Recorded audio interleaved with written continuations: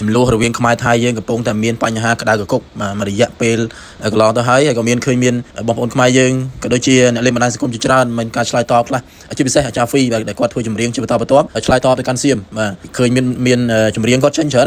នតើតើនឹងការវាយបហាតើតើនឹងវាយបកទៅសៀមវិញបាទអញ្ចឹងខាងសៀមអត់សប្បាយចិត្តទេអញ្ចឹងនាំគ្នា report page របស់គាត់ធ្វើឲ្យ page របស់គាត់ជាប់ restrict ជាប់អី ban video ឬក៏អីផ្សេងៗអាហ្នឹងគាត់ល្បីបើខ្ញុំអត់ល្បីប៉ុន្តែធ្វើ video ទៅមានបងប្អូនគាត់ចែករំលែកច្រើនតើតើនឹងការធ្វើ video តើតើនឹងបំភ្លឺឲ្យពួកសៀមបាននឹកឃើញកំណើតរបស់ខ្លួនវិញតែសៀមអត់ព្រមចងចាំកំណើតរបស់ខ្លួនទេបែរជានាំគ្នា report video ខ្ញុំហ្នឹងដាច់ video ឲ្យលុប video ហ្នឹងបាត់ហើយចែករំលែកច្រើនមកជាង 15-16k share នោះមាននៅក្នុង page នៅក្នុង TikTok នៅក្នុង YouTube ហើយ YouTube ខ្ញុំអត់មានមើលទេបាទយើងអត់ល្បីអញ្ចឹងបាទតែគាត់ថាគោលបំណងដែលខ្ញុំធ្វើគឺ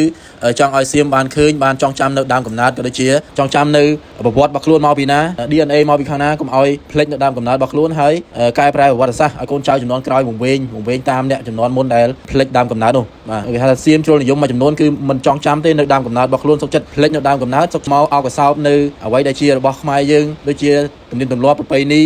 ទឹកដីប្រាសាទជាដើមបាទគឺបំភ្លេចអស់ហើយនៅដើមកំណើត